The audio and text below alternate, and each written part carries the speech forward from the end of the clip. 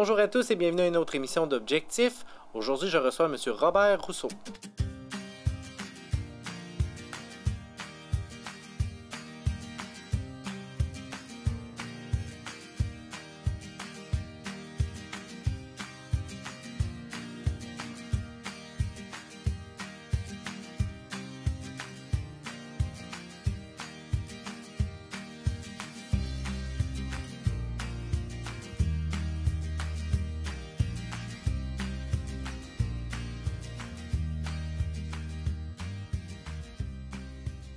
Bonjour Robert. Bonjour. Ça va bien? Ça va très bien. Merci. C'est un peu une rencontre une fois par année. Normalement, à chaque saison, tu viens me voir pour parler des projets, de ce qui se passe au cégep. Toujours un bonheur de te recevoir. Et c'est toujours un bonheur de venir vous voir. C'est une belle sortie appréciée en ce temps de COVID. En ce temps de COVID, on apprécie les quelques petites fois où on peut rencontrer des gens plus proches qu'un écran, on va dire ça comme ça. Effectivement. Puis moi, tu me permets de porter le veston, ce qui est rendu rare avec toutes les rencontres Zoom que je peux avoir. Écoute, on va commencer en parlant de rentrée scolaire. J'aime ça qu'on fasse un topo. Une rentrée scolaire, oui, a été modifiée. On va en parler juste un petit peu après. Mais somme toute, on parle de clientèle au rendez-vous? Oui, 1040 étudiants. Donc, on était satisfait de voir ce nombre d'étudiants-là. On se posait des questions, évidemment, en lien avec toute la situation sanitaire, justement. Est-ce que les étudiants vont être au rendez-vous? Est-ce qu'ils vont raccrocher pour la session d'automne? Donc, la réponse a été clairement oui par rapport à ça. Et il y a toujours deux chiffres qui sont importants. Le nombre d'étudiants qu'on a à la rentrée, au jour 1, et aussi au 20 septembre, maintenant que c'est passé. On a ce qu'on appelle les confirmations d'inscription, puis on a une rétention qui est supérieure à celle des autres années. Donc, deux bonnes nouvelles en partant, malgré le COVID. Oui, exact, là, parce qu'on ne savait jamais si les gens vont poursuivre leur étude postsecondaire. C'est une bonne nouvelle, entre guillemets. Puis, quand on parle rentrée scolaire, on parle tant, le 1044 inclut tant les gens au Cégep de Thetford qu'à Lotbinière. Effectivement, il y a eu 175 étudiants au centre d'études collégiales de Lotbinière. Il faut maintenant s'habituer à l'appeler comme ça. Et... C'est plus un campus, c'est vraiment rendu un centre d'études collégiales. C'est un gros changement pour nous, ça. Oui, bien, ça implique quoi principalement? Ça implique un campus, c'est une délocalisation de formation. Le Cégep de Thetford a offert de la formation dans un autre lieu qui était à Saint-Agapi, au complexe des Seigneuries. Maintenant, au fil du temps, on a commencé il y a de ça 6 ans avec 24 étudiants. Maintenant, en date de cet automne, on était à 175. À partir du moment où on franchit une ligne, le 150 étudiants, c'est possible pour nous de faire une demande de reconnaissance pour que ce soit un établissement qui est formellement reconnu par l'État québécois, qu'on appelle un centre d'études collégiales. Donc, c'est un centre d'études qui a sa propre réalité, sa propre existence, sa confirmation d'existence, son support financier, comme tout centre d'études, et qui relève du Cégep de Thetford. Donc, ça faisait 2 ans qu'on était en haut de 150 étudiants. Donc, on a fait les demandes, on a poussé le dossier. Et dans le secteur de Lotbinière, il y a une croissance vraiment importante et de la population jeune. Donc, toutes les circonstances étaient favorables pour voir le campus être reconnu et devenir le centre d'études collégiales de Lotbinière qu'on connaît maintenant. Donc, ça permet d'assurer une pérennité de la présence du Cégep de Thetford là, oui. sur ce lieu-là, finalement, pour les prochaines années. Parce que est-ce que la décision pourrait revenir de base? Si non. Le mot-clé, tu l'as mentionné, c'est pérennité. Okay.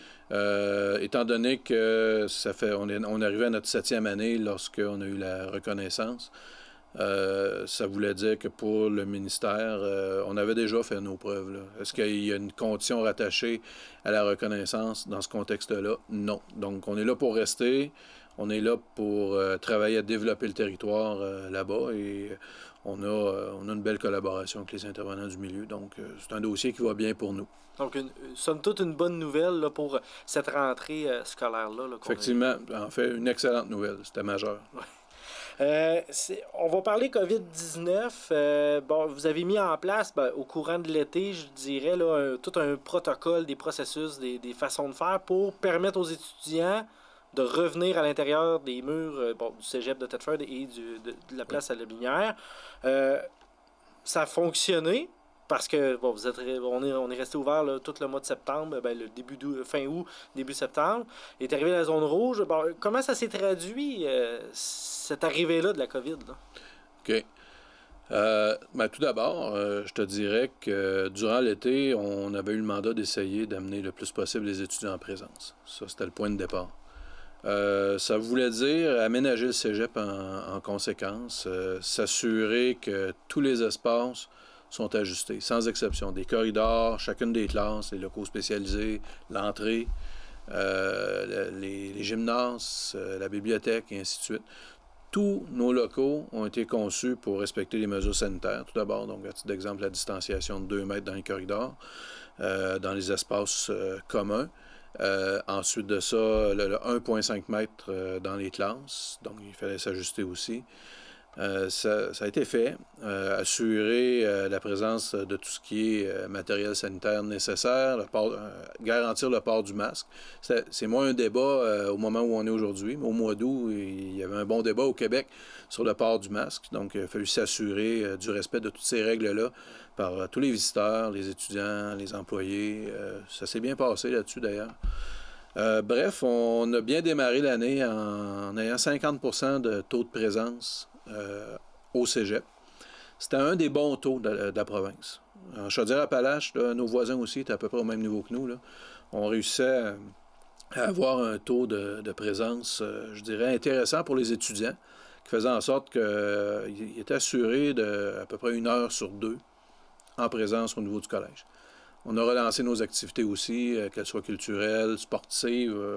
Les filons au football ont eu une saison parfaite. 1 victoire, aucune défaite. Ça s'est malheureusement arrêté.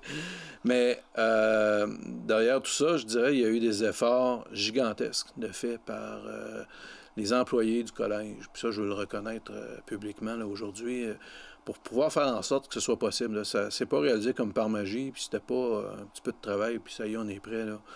Il y a des gens qui ont consacré une bonne partie de leurs vacances, qui ont dépassé de loin ce qui est attendu d'eux pour permettre ce modèle-là qu'on appelle hybride là, de se réaliser. Ensuite, il y a eu les premiers cas de COVID. On a eu 30 cas de COVID ici à Thetford et on en a eu 2 à La Binière. Maintenant, ce qu'il faut savoir par rapport à ça, c'est qu'il n'y a eu aucun cas de transmission à l'interne au niveau du cégep. Donc, c'est des gens qui ont fréquenté le cégep, des employés ou des étudiants, surtout des étudiants, évidemment.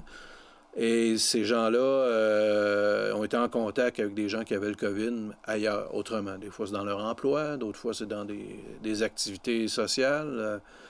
Peu importe la raison, ce que je retiens, moi, c'est que ces gens-là n'ont pas contaminé quelqu'un d'autre à l'interne. Et que c'est un peu c'est le testament, je dirais, du mécanisme qu'on avait mis en place, notre fameux modèle hybride. On peut dire que ça fonctionnait parce que, en tout cas, on n'a eu aucune situation où, dans un groupe, une étudiante, un étudiant a transmis le COVID à d'autres étudiants. Dans les activités qu'on a mis en place, ça a été la même chose. Il a fallu agir prudemment. Il fallait faire en sorte que les étudiants, dans certains cas, on agissait très promptement, même avant la santé publique, pour retirer des fois des étudiants qui pouvaient être à risque, mais les résultats étaient là. Ces étudiants-là s'en allaient à distance à ce moment-là, ils continuaient à se former, mais ça a fait en sorte qu'on n'a eu aucun cas de transmission. Arrive la zone rouge, et là, on le sait, il y a eu des changements importants. On a retourné une bonne partie de notre personnel en télétravail. Pour les étudiants actuellement, le cégep est ouvert, mais tous les cours théoriques se donnent en ligne. On avait une obligation d'aller dans ce sens-là. Il reste les laboratoires qui se font en présence, certains examens. Évidemment, nos activités sportives, culturelles, communautaires sont arrêtées.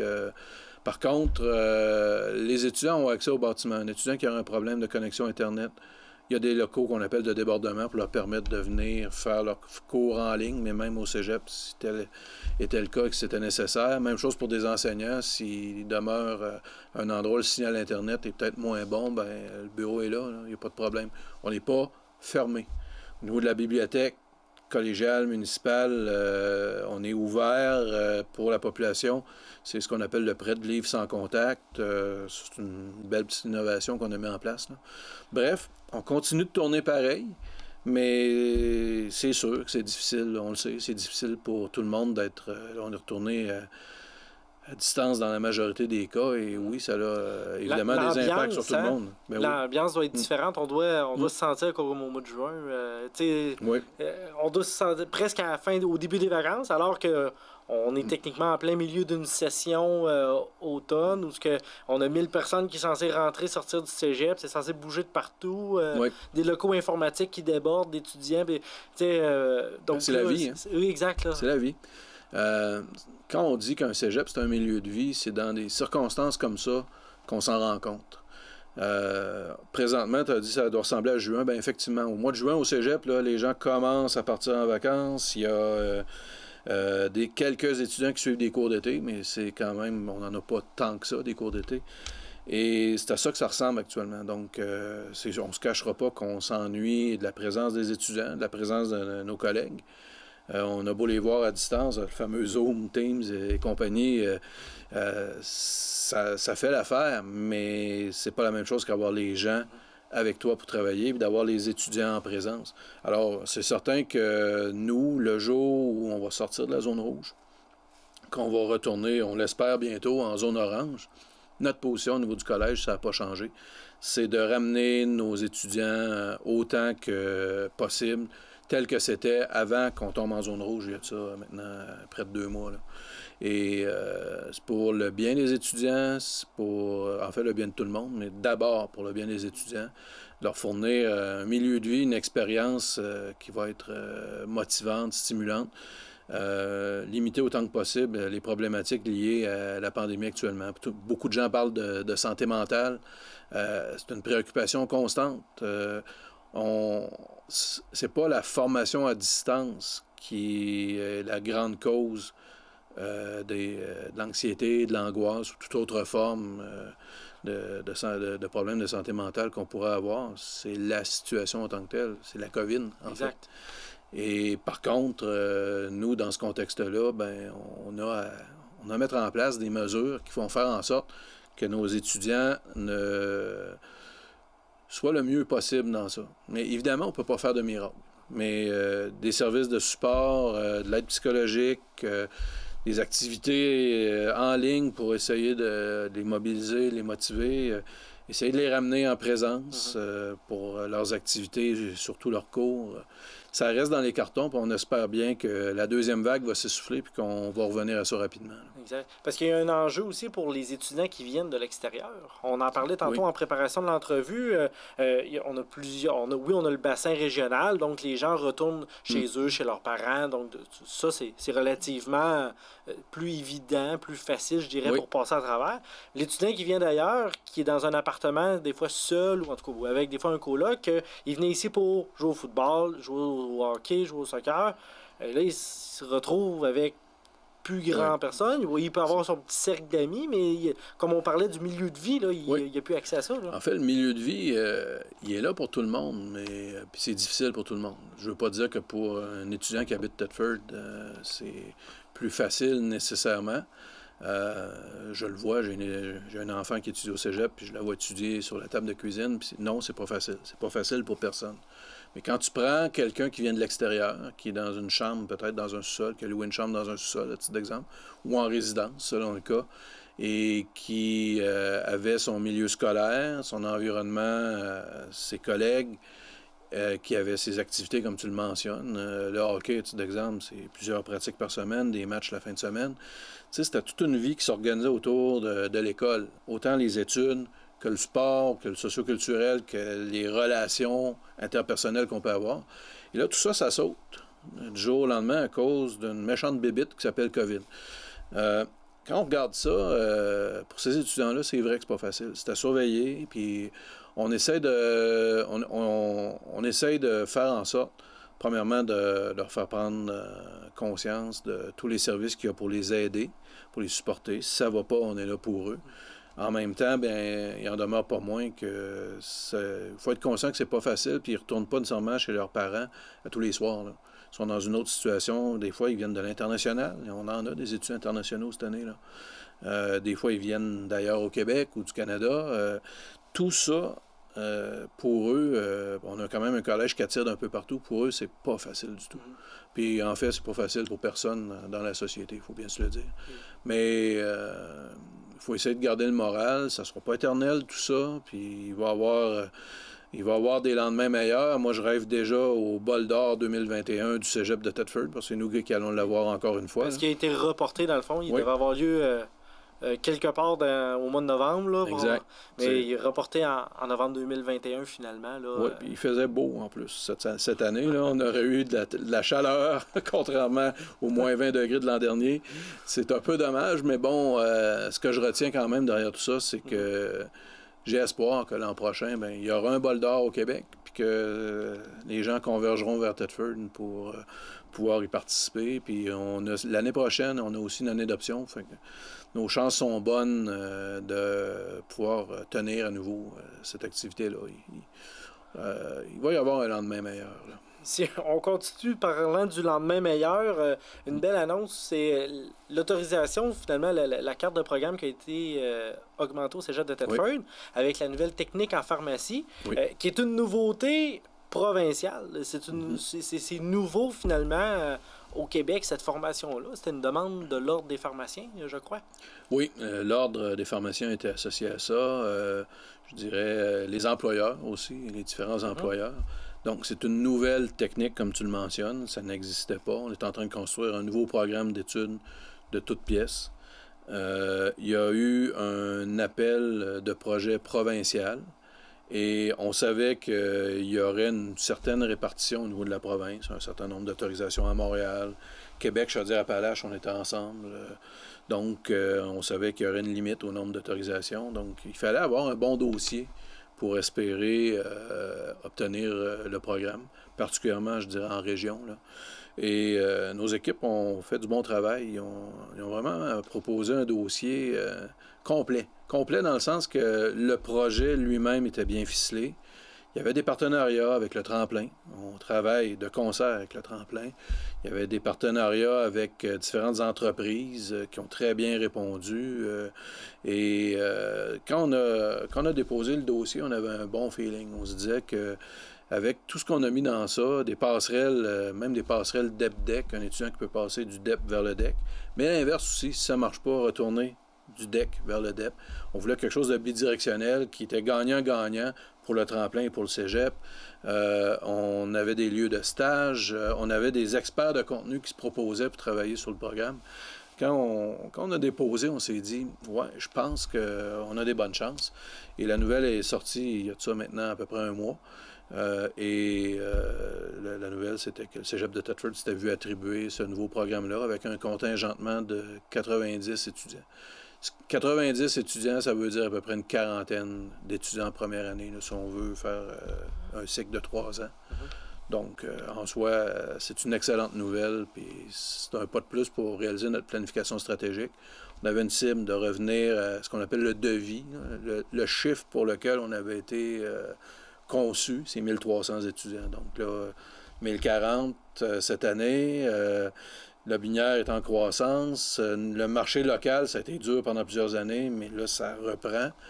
On ajoute à ça pharmacie. On a encore des aspirations de développer la carte sportive et l'international.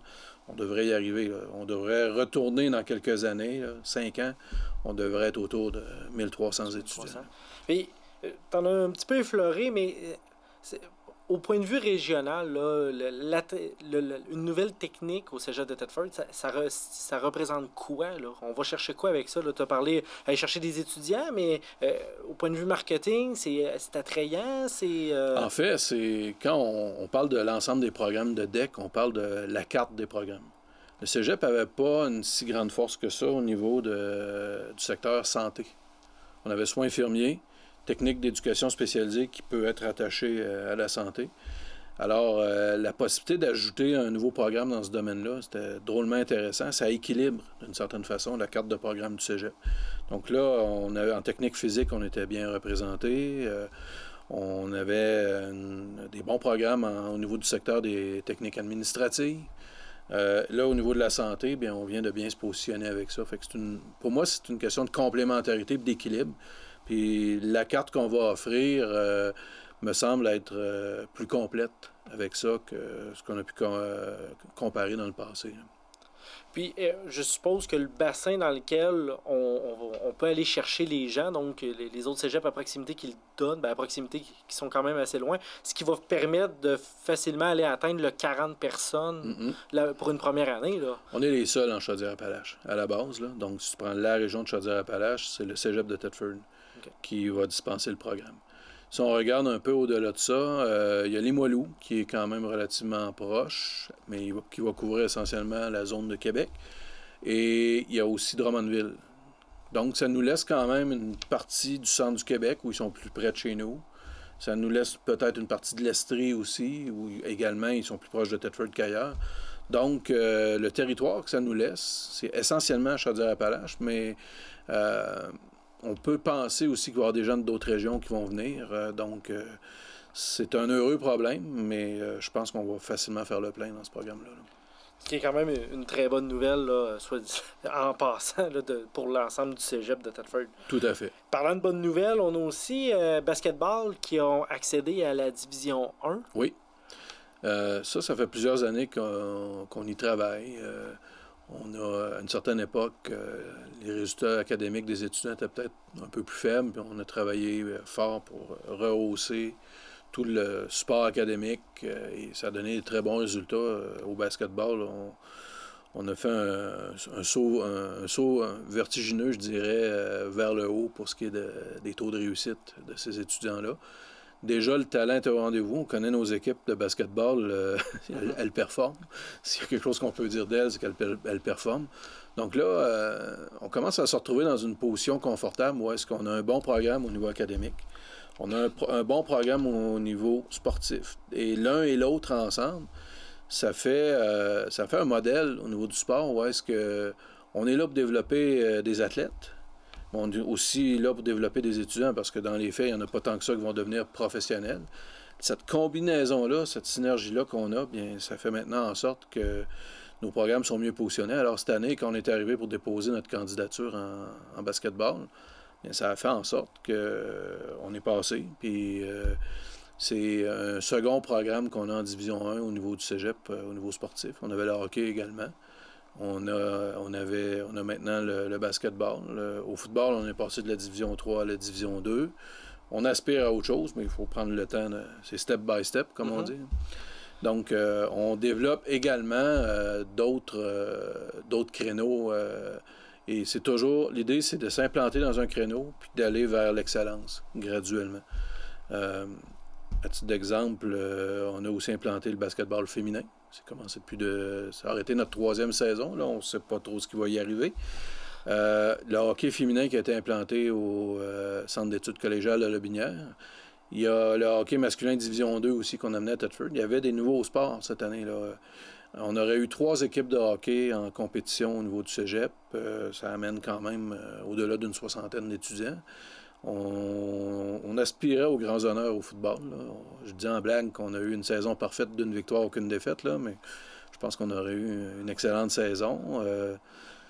Ça, il est trop tard, on sait ce que c'est. C'est un sport saisonnier. Là. Maintenant, il y a le hockey, on va voir ce que ça va faire cet hiver. Mais ce qui est sûr, c'est qu'en même temps qu'on veut ramener nos étudiants physiquement pour les études, la zone orange nous permettrait de redémarrer certaines activités sportives. Peut-être pas des matchs, peut-être pas tout de suite. Il faudrait que le reste du Québec suive. On ne peut pas jouer contre nous-mêmes. Mais il en demeure pas moins qu'on peut relancer le développement de nos athlètes. On le fait à distance actuellement. Il y a des choses qui se font. On n'est pas entièrement arrêté. Zoom peut servir à ça aussi pour développer des habiletés techniques chez nos étudiants athlètes. Mais on a bien hâte de pousser à une étape supérieure. Là. Robert, il reste quelques minutes à notre entretien. Si on parle de... T'en as parlé un peu, un mot de la fin, là, on parle un peu de l'avenir. Là. On souhaite finalement une zone orange début 2021 là, pour permettre un début de session, en fait une session hivernale, un peu dans la normale des choses, si normale pourrait y avoir. Là. Si j'avais un message à livrer, là, C'est pas juste vrai pour le cégep, là. C'est vrai à plusieurs endroits, là. Mais c'est donc bien important de faire attention, de respecter les consignes, de suivre le plan de match de notre gouvernement pour se sortir de ça le plus vite possible et de revenir à une situation plus normale. Mais ça se fera pas si y a toujours des gens qui vont passer à côté des consignes, puis ça prend pas grand-chose nécessairement pour que quelques personnes passent à côté des consignes, mais après ça, on se retrouve avec plusieurs cas. C'est le principe même d'une pandémie, là. Donc, nous, ce qu'on espère, c'est voir, de la même manière qu'une équipe de hockey travaille et joue ensemble, de la même manière qu'une équipe de football joue ensemble. On est une équipe, on est une collectivité. Si on travaille ensemble, si on les respecte à la lettre, les consignes, ça ne peut pas faire autrement qu'avoir un effet positif. Puis le premier signal, pour moi, ce sera de dire, ben, on s'en est sorti collectivement de la zone rouge. On est retourné en zone orange. Et la suite viendra. Il ne faut pas juste attendre, ne rien faire et attendre un vaccin. Tant mieux quand on va avoir le vaccin. C'est parfait. Mais entre-temps, on peut-tu faire en sorte de serrer les coudes, faire en sorte, notamment, là, je pense à ma gang, est-ce que nos jeunes puissent avoir un semblant de vie plus normal? Ça dépend de nous autres. Puis si j'avais un message à livrer, ce serait celui-là. Mais à l'autre extrémité du spectre, c'est moins de monde qui vont avoir besoin de référer à des services de santé mentale. C'est moins de stress, c'est moins de déprime. C'est du monde qui reprenne une vie plus normale, mais ça ne peut pas se faire par magie, tant et aussi longtemps qu'on ne réussira pas à bien avoir en main la situation au niveau de la pandémie. Puis c'est un travail collectif. On est une équipe, il faut le faire ensemble. Robert, merci beaucoup pour ce tour d'horizon-là du cégep. Puis je te souhaite de retrouver une vie normale pour cette année scolaire 2020-2021. Merci, je t'en souhaite autant. Merci. Merci également d'avoir été des nôtres pour une autre émission d'Objectif.